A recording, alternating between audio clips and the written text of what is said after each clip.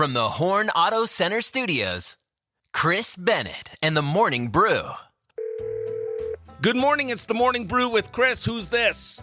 Hey, good morning, my friend. Heck yeah, it's everyone's favorite cowboy from Eagar, Arizona, Virgil. I've been thinking about you, Virgil. You called in, was it yesterday or the day before, to apologize to a friend and dedicated a song. Do you know if they heard it? Did they accept your apology? Yeah, they did. Oh, good. Heck yeah, look at that. Look at the power of morning radio. Yeah, thanks to you. Awesome. Well, today is Friday the 13th. What does a cowboy think of Friday the 13th? Oh, everybody's off work today. Oh, you don't mess with Friday the 13th. Nope. And tomorrow they're off too. Oh, for Valentine's Day. Ooh. They got a family, I don't. Right. So what are you going to do for Valentine's Day? Ride my horse. Oh, a nice little romantic horse ride with your horse. What's your horse's name? His name is Houdini. Oh, does he disappear a lot? He disappears and shows up whenever he wants. It sounds like you on the radio. Like sometimes you'll call in a lot and then sometimes you'll disappear for weeks at a time. Well, what can I do you for this morning there, Virgil? One of these ladies want to hear. She's heartbroken, so. What song does she want? Tim McGraw, Where the Green Grass Grows. Oh, heck yeah, that's a great one. Well, Virgil, have a safe Friday the 13th and have a nice Valentine's Day with you and Houdini. You too. All right, best friend, we love you. Talk to you later. Later. Bye. On the phone, we have our best friend, Dave Ramsey from Show Low, Arizona. And it is Valentine's Day tomorrow, Dave. And for Boo or Cool, I thought we would do some Valentine's Day gift, Boo or Cool. You ready? I'm ready. All right, how about a giant teddy bear bigger than the person? That's way cool. Oh, really? Okay. How about a couple's paint and sip date kit? A couple's what? Paint and sip date kit. Like a little kit so you guys could have a paint and sip date night at home. I'm not too sure about that one. I would say boo. Okay. How about matching Crocs with matching charms? Cool. Oh, really? Crocs? Do you even own Crocs? Do you know what Crocs are? Yeah. Okay. All right. Wow. I would have bet money you would have said boo to that. How about gas station roses? Boo. Really? What's wrong with gas station roses? Probably picked fresh on the way to work. Oh, okay. How about a vacuum cleaner as a gift? Oh, heck no, boo. Totally boo. How about a single chicken nugget in a ring box? As long as the ring is stuffed in the nugget, that's cool. Okay, all right. How about a cardboard cutout of yourself for when you're not home? Cool. There we go. And how about heart-shaped meatloaf? Oh, boo. No, you don't like meatloaf? Well, I like meatloaf. Yeah, but then what's wrong? But it's too much work to go through all that trouble and watch it shrink down to practically nothing. Yeah. You don't have to make it. You could. What about heart-shaped pizza? Cool. Okay, all right. There we go. Dave, thank you so much. That was Boo or Cool Valentine's Day edition. Love you, best friend. Hope you have a great weekend.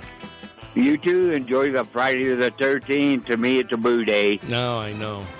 It is a boo day. We love you, best friend. Have a good day. You too. Bye. Bye. Chris Bennett's Country Climb, Star of the Week. This week, our star of the week is an A-lister from the Playlisted podcast with Austin Burke, who proves you don't need flashy production to make a powerful country song. Just honesty, heart, and a guitar. By day, he's a high school English teacher, and by night, he's delivering classic country storytelling in his new song, Learn All on My Own. Please welcome Thomas Heath. Woo! Thank you much, Chris. How are you doing today? I'm doing awesome, best friend. Thanks so much for joining us. And before we find out about your country climb, we're going to have a little fun with some rapid-fire icebreaker questions. Are you ready? Bring it on. I've been giving tests all day, so. First song you play when nobody's listening. First song I play, I'd say to warm up, it would be An Empty Glass by Gary Stewart. One word your students would describe you as. Cringe. They thought about getting a little button for every time I say a bad dad joke, they just hit it. But who would be your dream artist you could open for tomorrow? I would say either George Strait or Alan Jackson. Oh, heck yeah. And last question, it'll be the hardest question I'll ask all day. If you had one country song to request for the rest of your life at parties, events, you name it, what country song are you requesting and why? I would say Neon Moon, because it's got such a versatility to it. Some people dance to it at weddings, even though they don't realize it's one of the saddest songs that's out there. But, it's like, hey, am I about to hold a beer in my hand and dance to this? Absolutely. Or am I about to dance with somebody to this? Absolutely. Or am I going to sit in the corner and think about the one that got away? Absolutely. So it's just got versatility. We had a little fun, Thomas, and now it's time to find out about your country climb, your country journey. How did music find you growing up? My dad always played guitar around, and we would, whenever we had parties or get-togethers and stuff like that, we'd sit around the campfire and they'd play. And then I was like, well, maybe I need to pick this up. And it was probably about in the 7th grade that I was a new kid at the school, but then a new kid came and he played guitar and knew stuff about military stuff and all that. And I was like, okay, so I could pick one of these and be really good at it. And I think I'm going to dive into the guitar, seeing how my dad does that. So that happened. And then fast forward many years later, I started to take guitar seriously about 4 years ago, whenever one of my buddies was playing an event in Lynchburg, Tennessee. And I was like, man, if he can do it and if he can write and do this stuff, then maybe I can too. So that's really how that kind of got kicked off. And there's a deeper story into it, but hey, that's what people are just going to find out about me. So you've just been doing music really just for 4 years. Yep. March 12th of 2022 is whenever I had my first show out playing or anything. I'd done open mic nights before that, but just kind of kept it low key so that way I could build myself up and be like, all right, let's go do a 2 or 3 hour set and figure out what that looks like and figure out how to build it. And when did you start writing your own songs? I would say I really started writing in 2023. So for about 3 years. And so you're a teacher, a high school teacher. Did the teaching come first, or did the music, or did they grow together? The teaching definitely came first, but the music wasn't too far after it. After I went to that event during the summer, I'd gotten out of a pretty serious relationship. And one of the things is that in that relationship, I kept on choosing her over myself. There was a time where my birthday was rolling around and I was like, hey, I'd really like this amplifier for my electric guitar. And she was like, you don't even play your electric guitar anymore. And the reason I hadn't is because I sold the amps and the distortion pedals and stuff that made an electric effective. So I kind of picked up the acoustic that way. So after we were broken up with, I was like, you know what? I think I need to pursue myself and figure out what I want. And music was part of that. So that's how it kind of kicked off. That's awesome. What's it like going from the classroom all day to the stage? So it kind of just depends on the day. It depends on what the day was like at school. If it just dragged on and I'm like, okay, I can go home, freshen up, get a fresh start. Maybe maybe I can get the headache off of whatever happened, or maybe I'm just riding through the energy that we had that day. Maybe we had a pep rally or something like that going on. But I always try to make sure that regardless of whether I'm walking into a classroom or a stage, that I'm putting my best self out there. If I can only give 60% that day, I'm going to give 100% of that 60%. And that's just kind of an insight it is. So.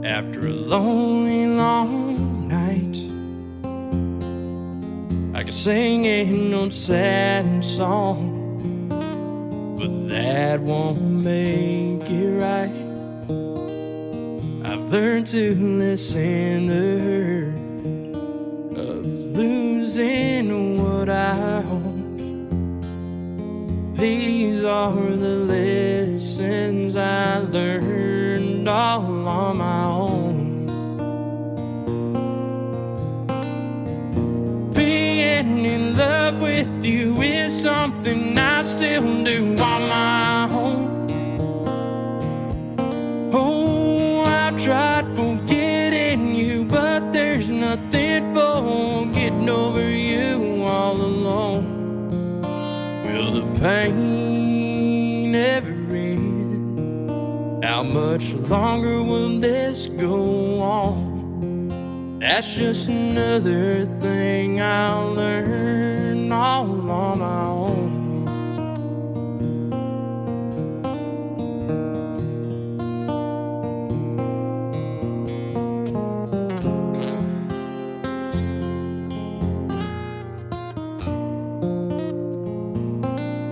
There's no one to talk to about where I've been. I just can't walk back into us again. All the places we'd go to, all the ones I'd call home. I'm glad I can still go there on my own. Being in love with you is something I still do on my own. Oh, I've tried forgetting you, but there's nothing for getting over you all alone. Will the pain ever end? How much longer will this go on? That's just another thing I'll learn all on my own. Is it better to let go or just hold on? That's just another thing that I'll learn all on my own.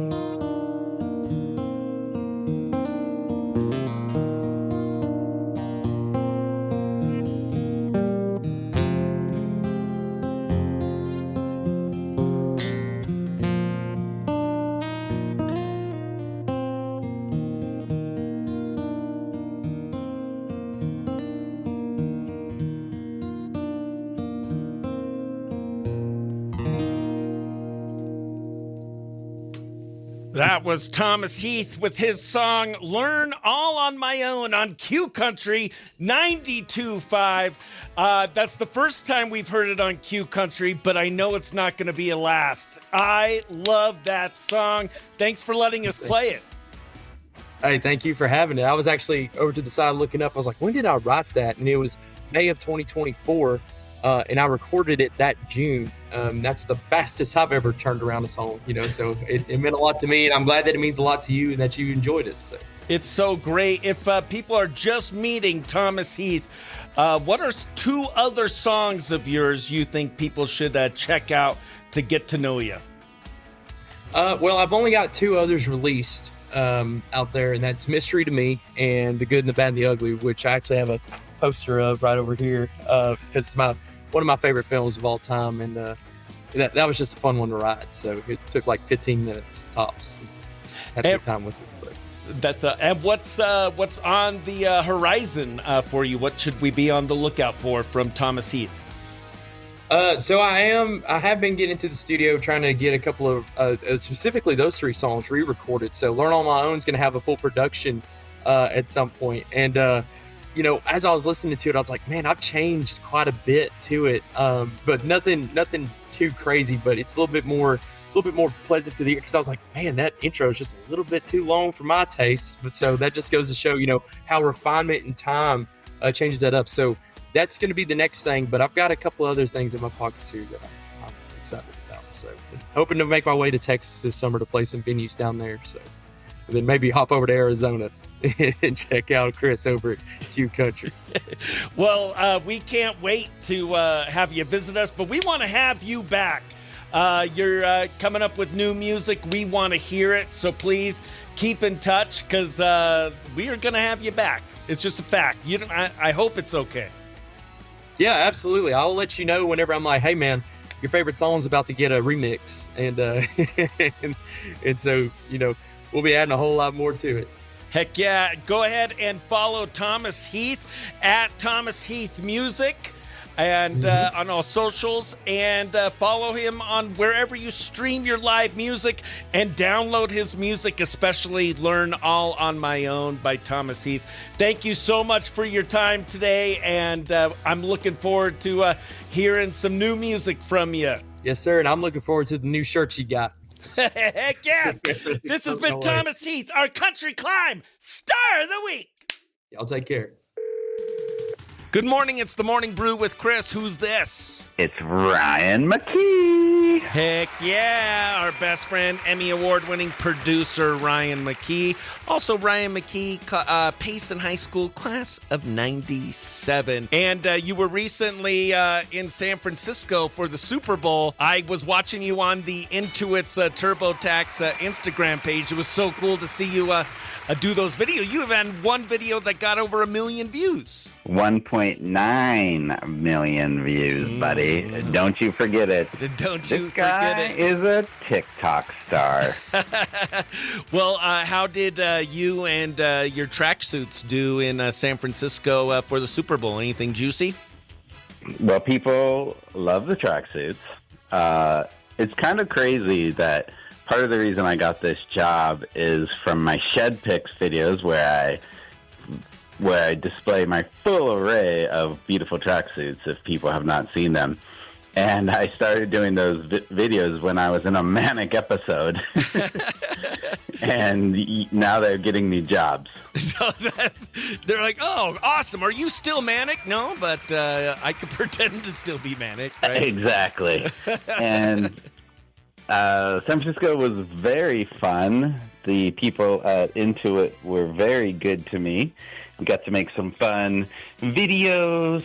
They bought me excellent dinners. I ate at this place called the House of Prime Rib. Ooh. All they serve is prime rib, and they wheel it out in this silver cart, and they cut off a big piece of prime rib for you. It's pretty awesome. Those who like meat should travel there. That sounds good. Did you have any celebrity sightings, or did you meet or talk to any celebrities while you were there? I only saw Spike Lee. Oh, that's pretty big. Director Spike Lee. Didn't get to talk to him, and saw Tony Dungy, former coach of the Colts and the Buccaneers, who's now a commentator for football. I don't know what channel he's on. He's on NBC. And I thought you were going to say Tony Danza. I got so excited, but then you said... Oh, I would have been way more excited to see Tony Danza. Are you kidding? I'd be like, Tony, who's the boss? I'm the boss. We are on the phone with my best friend, Ryan McKee, on this Friday the 13th and the day before Valentine's. And we learned recently, Ryan, that you have a real girlfriend. She sounded fake, teacher at Harvard, worked at Hooters. Yeah. But she is real, but it is a long-distance relationship. So what are your Valentine's Day plans, and what are you going to do for your long-distance Valentine? I don't have any plans for Valentine's Day. I haven't prepared anything for her. Oh, no. I am a horrible boyfriend, apparently. Maybe I'll definitely give her a call. Collect call from? Ryan McKee. Happy Valentine's Day. Yeah. You know, you got to keep the fire alive somehow. Dude, I've even already ordered my wife a Valentine's Day gift. Like, it's so. What'd you get her? What I got her some meat and cheese, a meat and cheese board, but like the cheese comes in X's and O's. A good woman loves meat and cheese. Yeah. I've been watching this Viking series called The Last Kingdom. Uh-huh. And, it's a lot of meat and cheese in it. Well, she's also on, I forget what diet. She's on keto, so I didn't want to get her anything sweet and, like, get her to, go off her diet or make it harder for her. So I thought, you know what? I'm like, she's going to like some meat and cheese. I feel like you're sweet enough for her. Exactly. That's right. Well, I recommend you go on Amazon today and buy something and have it sent to her and delivered to her tomorrow. Okay, I will. All right. Awesome. Maybe some Long John thongs. She would like that. Awesome. Well, Producer Ryan, thanks for calling in, letting us know about your Super Bowl trip. Good luck with Valentine's Day, and hopefully we'll talk to you soon. All right. You be good. You too. Bye. Bye. All right, it's that time for me to head out of here. Thanks so much to everyone that tuned in and had fun with us on this Friday, the 13th, on the Morning Brew. Big shout out to our Country Climb Star of the Week, Thomas Heath. And make sure you give him a follow on all socials and download his music, Thomas Heath Music. If you missed any of the fun, you can catch it all in podcast form, wherever you listen to fine podcasts. The Morning Brew with Chris Bennett and Best Friends. For The Morning Brew, I've been Chris Bennett, reminding you to be nice to yourself, be nice to others, and don't be jerk. And for The Morning Brew, we say bye.